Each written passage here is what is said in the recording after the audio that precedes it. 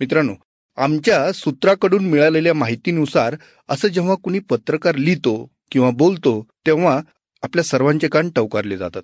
बातमी इंटरेस्टिंग असेल तर नाही म्हटलं तरी त्या सूत्राबद्दल उत्सुकता लागून राहते. कोण असतात ही सूत्र? इंग्रजीत ज्याला सोर्स म्हणतो, अशी ही माणसं एखाद्या बातमीचा उगम ठरू शकतात. कित्येकांसाठी अशा सूत्रांची माहिती नवी संधी ठरते, तर अनेकांसाठी संकटही घेऊन येते. बातमीदारी करताना त्यात सूत्रांचं असणारं महत्त्व किती महत्त्वाचं असतं, त्यामुळं बातमी कशी बनते किंवा बिघडते त्यांच्यावर किती विश्वास ठेवता येतो, ही सूत्र समोर का येत नाहीत? त्यासाठी पत्रकारांवर दबाव असतो का?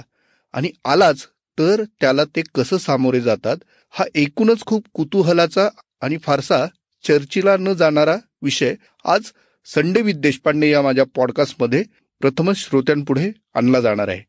त्याचबरोबर पत्रकारांच्या आयुष्यात येणाऱ्या महत्त्वाच्या व्यक्तींमधले वेगळे पैलूही आपण जाणून घेणार आहोत, ज्यांबद्दल क्वचितच काही माहिती पुढे येते. तर आज या अशा एकदम निराळ्या विषयावर बोलण्यासाठी माझे गेस्ट आहेत ज्येष्ठ पत्रकार शैलेंद्र परांजपे.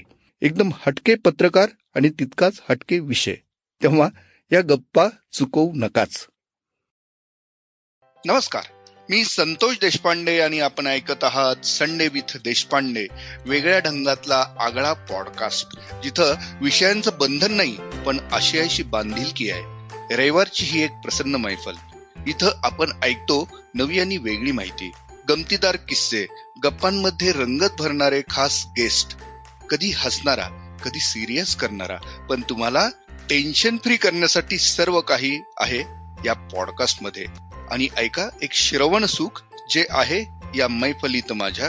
तेव्हा ऐका, ऐकत रहा संडे विथ देशपांडे. मित्र हो, पत्रकारिता म्हणजे आपल्या रोजच्या जगण्याचा एक प्रकारचा आरसा. पत्रकार आपल्यापर्यंत विविध बातम्या अचूकपणे पोचवायचा प्रयत्न करत असतात. त्यासाठी ठराविक स्त्रोतांखेरीज म्हणजे सोर्सेस खेरीज त्यांची स्वतःची अशी एक यंत्रणा असते जी त्यांना त्या बातमीच्या जवळ नेऊन ठेवते.